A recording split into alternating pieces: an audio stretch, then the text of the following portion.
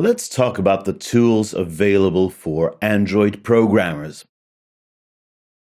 So far, we've chiefly used ADT, that is, Android Developer Toolkit.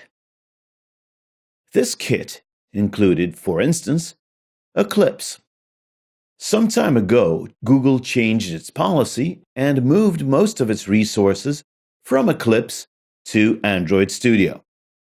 It's a new environment based on IntelliJ IDEA CE.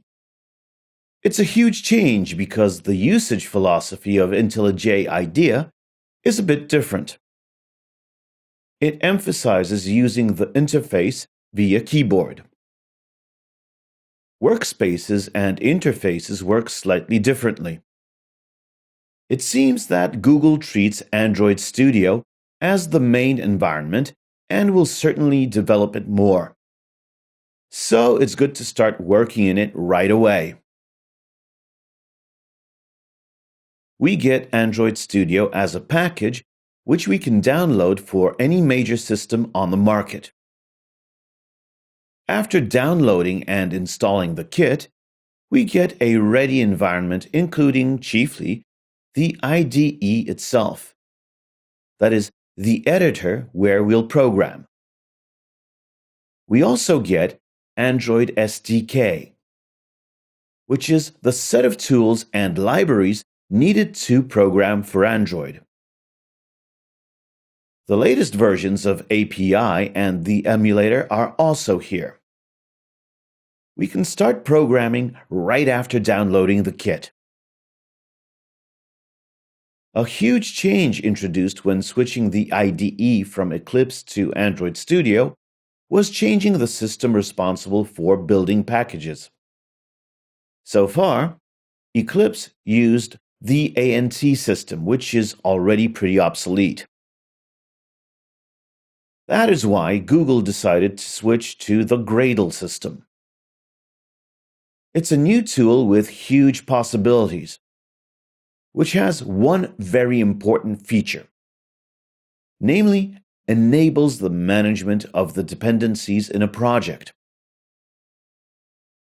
If you wanted to use external libraries in the ANT system, you had to place them in the project as jar files, or as directories with subprojects. In the case of Gradle, we have a ready solution, where it's enough to provide a line which describes the package to be downloaded from the server and unpacked inside our project. Thanks to this, we no longer need to store all the projects along with the code. We can store only the information about the name and the version of the libraries we need. Because Android Studio is supplied as a kit, it's ready to work immediately after its installation. It should be noted that Android Studio is still in its beta test phase. This means that the 1.0 version hasn't been officially released by Google yet. However, the beta solution is stable enough to be used in everyday work. The only issues that may arise are the ones when using the Canary channel.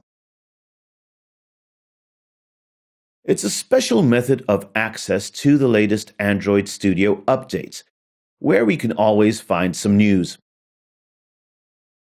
Not all new features have been checked well enough, and that is why it may sometimes happen that we get an update from the Canary channel which doesn't work with our project, or simply causes some problems.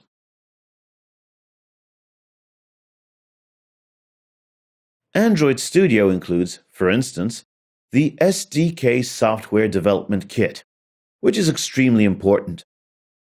It's a set of tools and libraries which are necessary to create Android applications.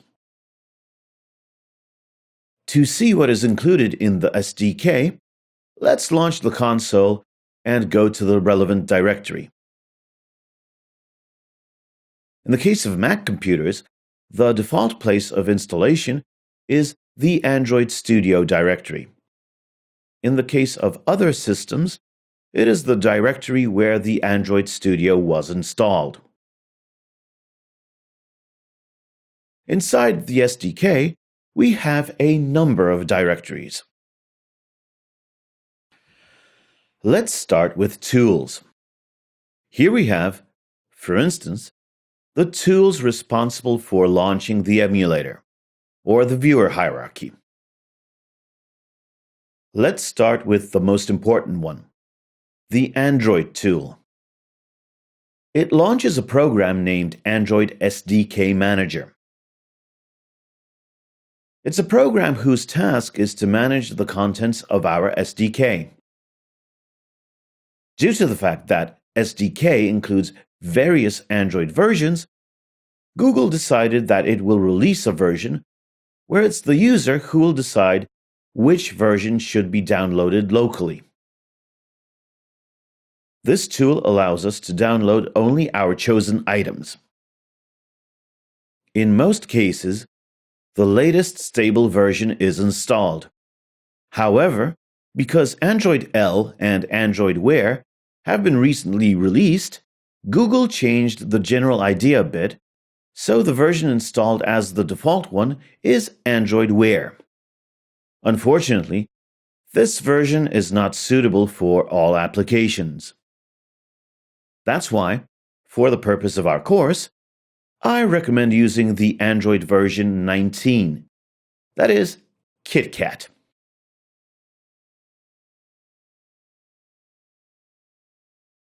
Let's install this version after uninstalling Android L.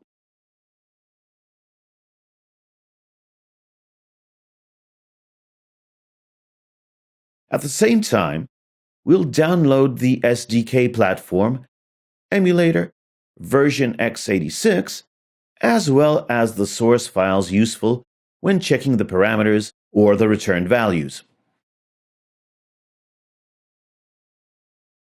After choosing the relevant items, we click the Install button. We must accept the license and wait for the full installation. As for now, we already have access to the API version 19. It's important to use the x86 version of the emulator. Now, we just need to install the Intel x86 Emulator Accelerator. It's an Intel-supported technology which enables launching the emulator directly on the CPU.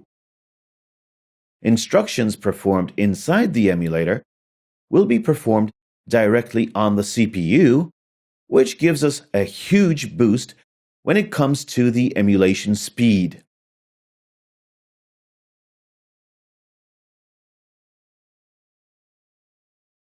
After downloading this tool, we just need to start it. For that purpose, we enter the place the Android Studio was installed.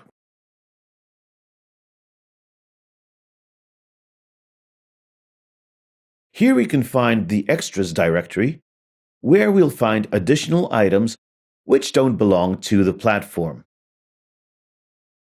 It also includes the Intel directory created a moment ago. This directory includes Intel XAXM, which we must start as well.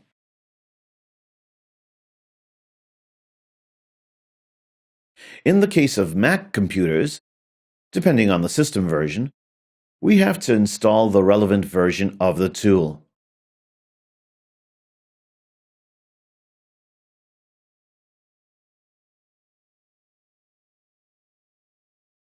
On my computer, the tool is already installed, so I won't need to do this again. The installation is very simple. We just need to click through each step of the installer.